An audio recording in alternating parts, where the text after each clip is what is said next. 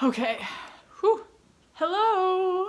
Today I'm going to be presenting to you my top 5 ships and couples on the very popular sitcom, Friends. Now, while I may not love Friends as much as The Office or Frasier, it is still a beloved sitcom. I really do enjoy it, really do enjoy a lot of these characters a lot of the time, and I, like so many other people, enjoy the couples on the show. So, I want to present my top 5 today.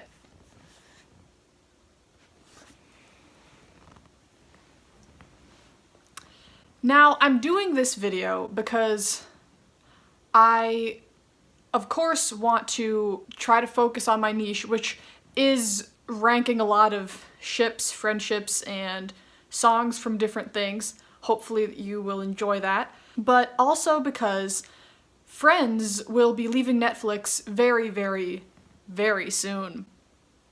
Sorry to any Friends fans out there to rub that in more. I know I'm very sad about it too. But, you know, what can you do? I don't know how that's really gonna work. So in honor of that, or I shouldn't say in honor of that, it makes me sound like I think it's a good thing, which I promise I don't think it's a good thing. In honor, jeez Louise. Okay, in acknowledgement of that, I wanted to honor Friends as a sitcom and do this video. I also have another video that I'm planning to do about Friends at some point, but that's neither here nor there. So without further ado, here are my top 5 ships from the lovely sitcom Friends. Okay, number 5 is Jack and Judy Geller.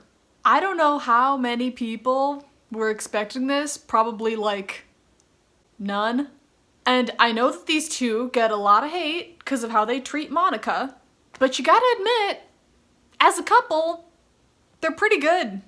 I mean, the reason why they're here is because they show us throughout the series that even though their children are adults, and they've been married for a long time, they still have a lot of love and passion in their relationship. There have been quite a few times throughout the series where they have had their romantic moments, and I appreciate that a lot about these two.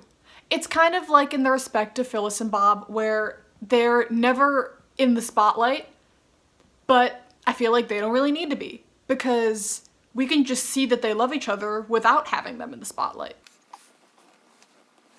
Like, honestly, I can only hope when I get married, or if I ever get married, that I will have still that much, you know, fire and passion in my relationship when I'm older like that. So yes, they are the number 5 ship in this list, and I would say it's really not because of them, it's more what they represent. Number 4 is Carol and Susan. I realized that these two are actually quite controversial, not because they're a gay couple, but because of how the whole thing went down. For Ross's sake, that Susan knew that Carol was married, but she still pursued her. And I understand. And maybe there shouldn't have been as much overlap as there probably was in that relationship.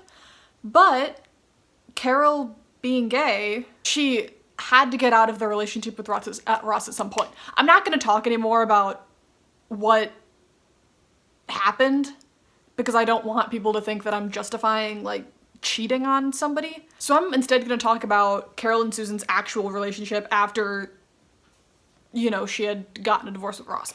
You could just tell how much these two women loved each other, and yes, they could have been represented more, they could have been represented better. That's more of a time period thing.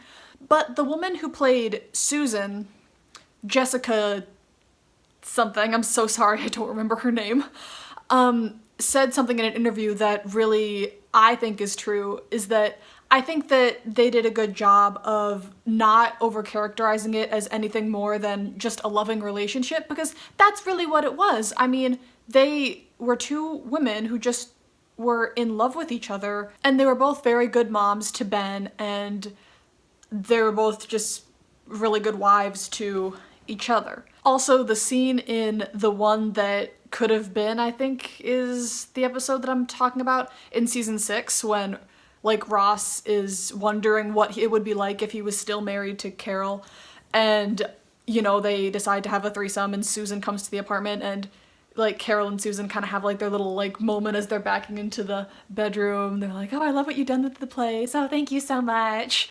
I'm just gonna say, the chemistry is just bouncing off the walls in that scene. These two they got some serious chemistry. So yes, they were wonderful together, they were wonderful to each other, and they were wonderful moms to Ben. And they did, I like to think that they remained on good terms with Ross, which, yeah. Okay, number 3 is Ross and Rachel. Okay, hear me out. Before you close this video, any people who don't like Ross and Rachel, I see where you're coming from. Their relationship was very, very, very rocky. Ultimately, I didn't love these two until really the end of the series, to be honest with you. I think that my favorite seasons of Ross and Rachel are season 2 and then seasons 8, 9, and 10, really. I do genuinely believe, though, that Rachel in season 2 on found her true, genuine feelings of love for somebody in Ross. And I don't think that she ever found it with anybody else. I think that Ross and Rachel really always knew on some level that they would end up together, and in sitcom fashion, it would be wrong if they didn't. When I'm talking about like real life, yeah, in real life might not work out the same way, but this is a television show from the 90s, and that's just, it would be wrong if they didn't end up together. It really, really would. Now I'm gonna talk about when I actually thought that they were really cute, which was after they had Emma. I think that throughout Rachel's pregnancy and through having Emma in their lives afterwards, she really brought them together as friends and eventually as a couple. I love Ross and Rachel's dynamic, especially after they have Emma. Like, they're actually really, really good, and they show that they actually do a lot of the times make a good team. And I think that they needed Emma to really bring that to light, because Emma gave them a sense of what's really important, and that a lot of their stupid little issues with each other, they don't matter as much as they thought they did. And can I just say, I love the episode that they're both singing Baby Got Back to Emma, that especially like the little tiny piece at the end where they're both singing it and they're like, you know what, I'm gonna see if I can like find a GIF of it or something, or a video of it that I can put in here.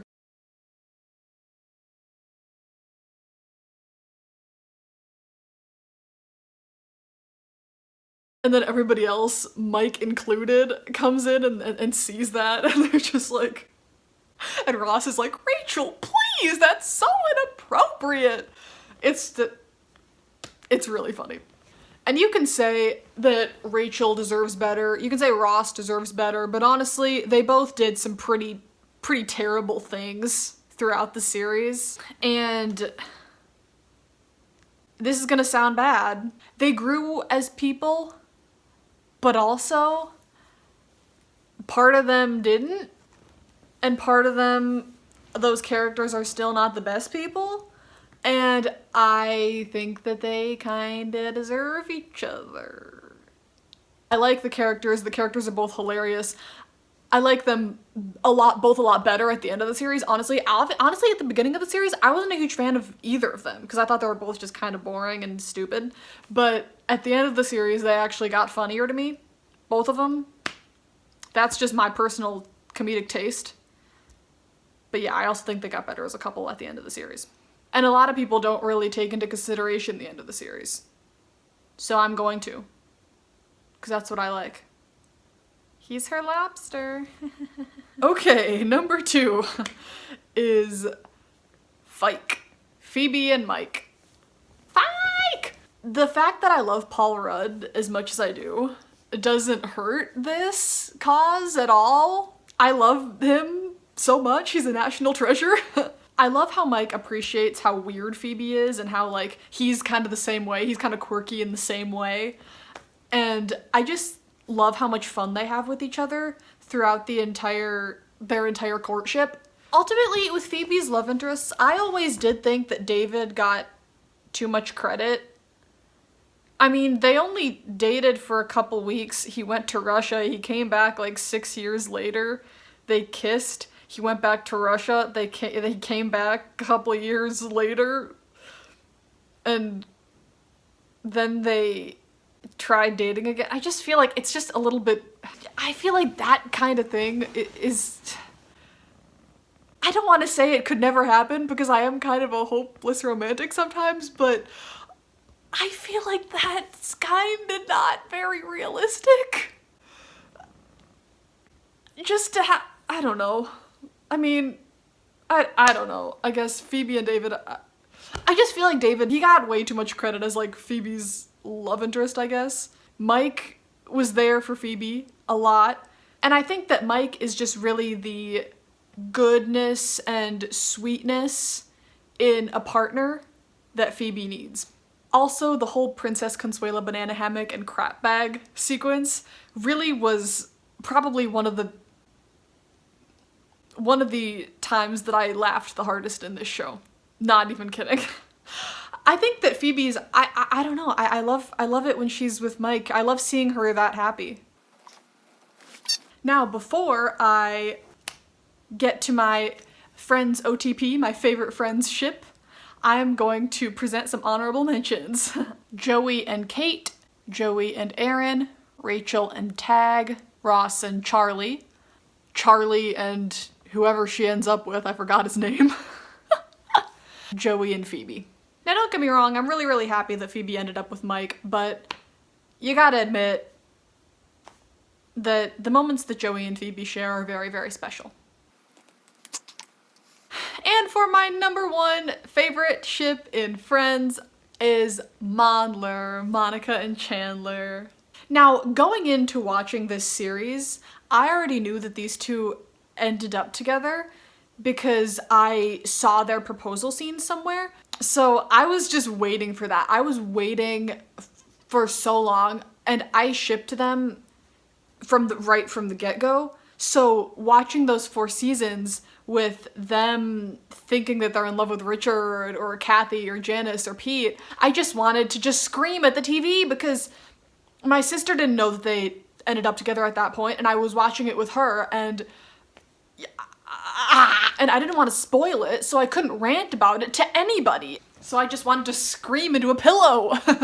But, you know, like I've said in a couple of previous videos, I do really like it when I do have to wait, because while it can be so frustrating sometimes, it's also that much more satisfying when it finally does happen. And let me tell you, I was so happy in London. That is kind of my stance on my personal experience with these two before they got together. I would love to hear from anybody who's watching this what it's like to not know, because a couple of people have talked to me about it, and you know, when they see it, they're like, yes, this actually makes sense. I can't believe I've never noticed this before. I would love to hear some more input on it, so if you want to comment down below what it's actually like to watch this show not knowing what's gonna happen with these two, and when it does, what that's like, because I'd love to know. It shows when you really, really ship something, when even the other primary couple on the show, if they are like kissing, I'm just like, oh hey, nice. But when like these two are just like, you know, cuddling, or just one of them touches the other's shoulder, I just get so much more of a reaction, like, like, oh my gosh, Monica and Chandler forever! Oh my gosh, they're so in love! You know what I mean? I'm sure a lot of you can relate, when there's two ships, but one of them you just ship way more. I love just so much about this relationship, whether it be just their friendship beforehand and the first 4 seasons, if they're just like cuddling in a chair or just standing next to each other, to them keeping their relationship a secret in season 5 at the expense of Joey, which is one of my favorite storylines of the whole show, to them dating, to getting engaged, to getting married, to having kids. All of those storylines were just incredible to watch. And I never doubted for a second that these two were just so genuinely in love with each other. Another thing that I love about this coupling is beforehand, Chandler, you know, he would always say that he's just the worst with women. He's just super awkward around them all the time. He never knows what to say. But after he gets with Monica, he just becomes the best boyfriend ever. And he just says the sweetest things to her and about her and does the sweetest things to show his love for her. The moments that these two share throughout the series are just so great. I can't name all of them, but I'm just gonna name a couple of my favorites. After they get back from London and they're both kind of like, oh yeah, that was, it really meant a lot to me. And then he's like, I'm still on London time, does that count? After they get engaged, when Chandler tells her what he would have spent with all of his savings if he wasn't spending it on the wedding, like a house, their children. The fact that he's just thought about all that just makes me just so happy. Of course, their wedding vows, of course, the proposal, Chandler's speech to Erica about how Monica just wants more than anything to be a mother and how much she deserves that. Of course, him peeing on her.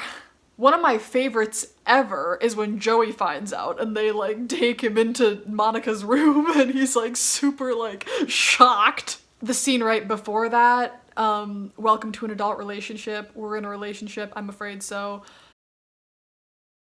There are just so many moments in this series with these two that are just genuinely pure and genuinely adorable. And just make me go, aww. So Monica and Chandler, for that reason, are my favorite ship in Friends. I do think that they're the best ship in Friends. What I want to know down below is, what do you think is the best ship in Friends? Do you agree with me? Do you think that Monica and Chandler are the best? Are you more of a Ross and Rachel person? Or are you more of a Phoebe and Mike person?